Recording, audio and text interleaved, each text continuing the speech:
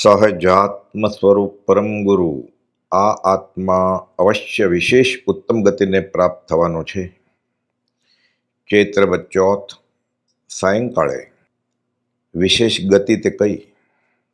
એ પરમાત્મા, અમે તો એમ જ માનીએ છીએ કે આ કાળમાં પણ જીવનો મોક્ષ હોય. વચનામૃત 213.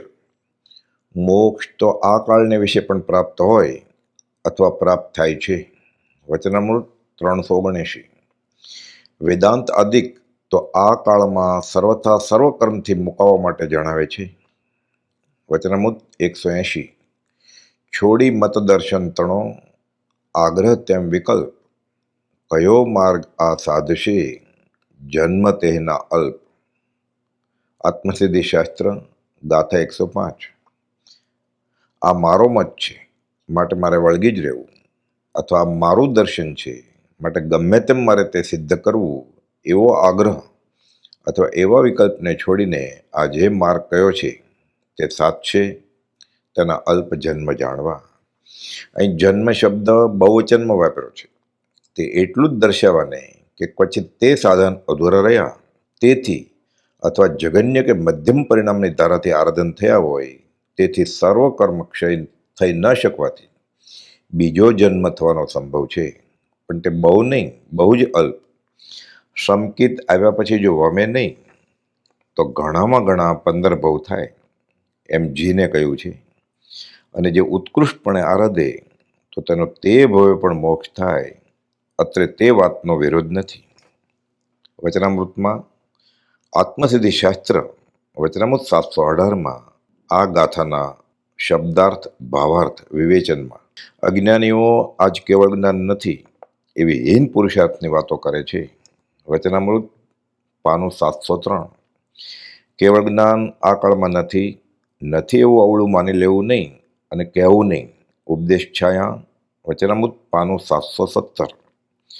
ભવસ્થિતિ, પંચમ કાળમાં મોક્ષનો અભાવ આદિ શંકાઓથી જીવે બાહ્યવૃત્તિ કરી નાખી છે.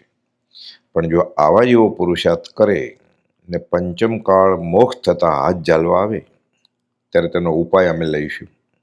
ઉપદેશ છાયા વચનામૃત પાનું 719.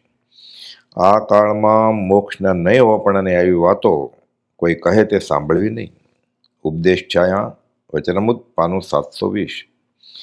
શાસ્ત્રમાં આ કાળમાં મોક્ષનો સાવ નિષેધ નથી. ઉપદેશ છાયા વચનામૃત પાનું 721. સહજ સ્વરૂપે જીવની સ્થિતિ થવી તેને શ્રી વિતરાગ મોક્ષ કહે છે. વચનામૃત 609. સહજ સ્વરૂપથી જીવ રહિત નથી, પણ સહજ સ્વરૂપનું ભાન થવું તે જ સહજ સ્વરૂપે સ્થિતિ થવી અને તે જ મોક્ષ છે, એમ આ પત્રમાં કહ્યું. અમુક વસ્તુઓ વ્યવચ્છેદ ગઈ એમ કહેવામાં આવે છે, પણ તેનો પુરુષાર્થ કરવામાં આવતો નથી, તેથી તે વ્યવચ્છેદ ગઈ એમ કહેવામાં આવે છે.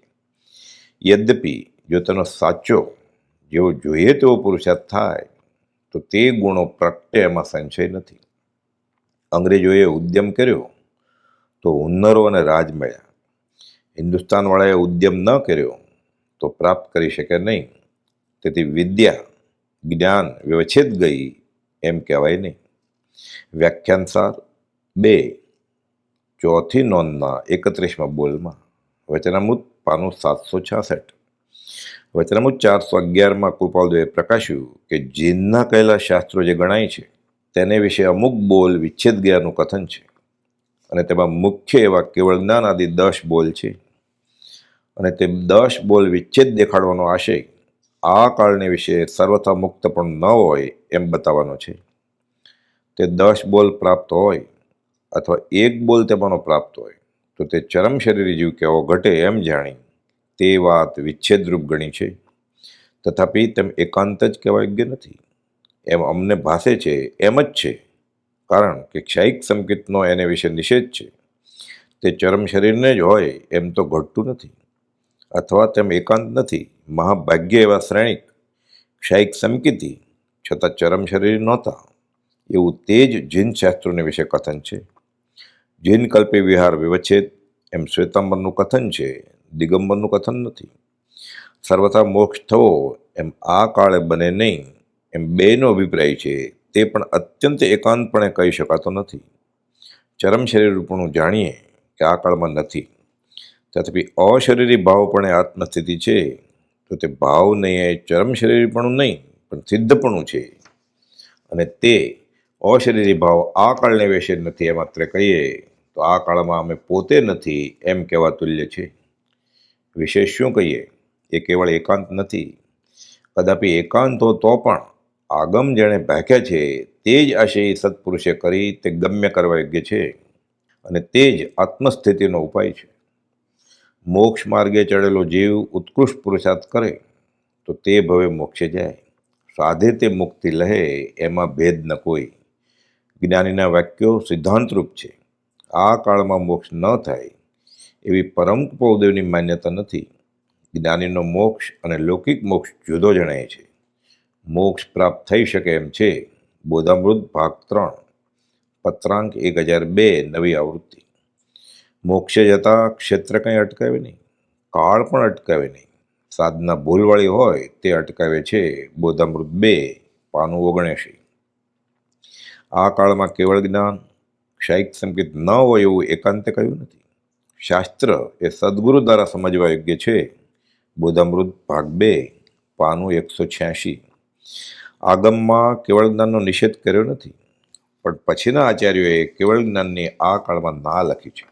બોધામૃત ભાગ 2, 427મો આંક, 629માં વચનામૃતનું વિવેચન. આ કાળમાં પણ મોક્ષ થાય છે, પણ એવો યોગ નથી બાંધતો.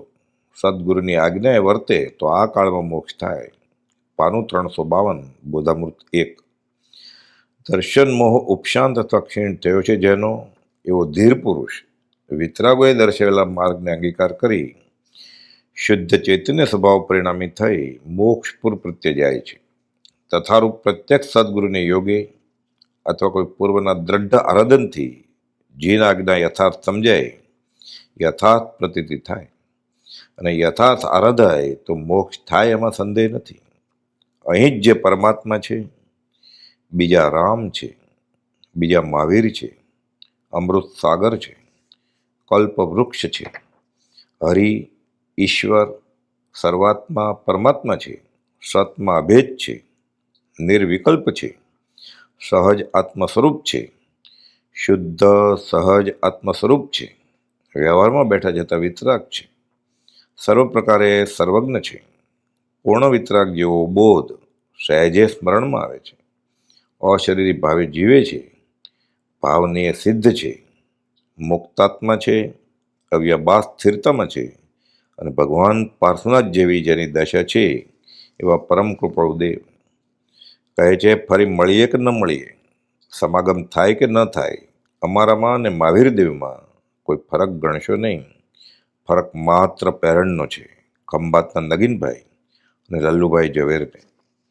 આગાખાનના બંગલે અમદાવાદ મુકામે મુનિઓને કહે છે, મુનિ, અમારા મને વિતરાગમાં ભેદ ગણશો નહીં. અને સંવંત 1955 સમાગમના 5મે દિવસે માક્ષર સુદમાં ગોપાલદેવ ઈડર ક્ષેત્રે કહે છે, મુનિ, અહીં અમને સિદ્ધનું સુખ અનુભવાય છે.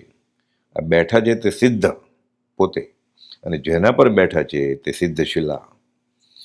પરમાત્માના, મુક્તાત્માના, સિદ્ધાત્માના અભેદ સ્વરૂપમાં જ જેનો વાસ છે, અખંડ સ્વરૂપમાં રમણ કરી રહ્યા છે. સમય માત્ર પણ અપ્રમત્ત ધારાને વિસ્મરણ નથી કરતા, એક સમય પણ આત્માને નથી ભૂલતા. આત્મા કારતામાં છે, વિસ્તરસા પરિણામમાં છે.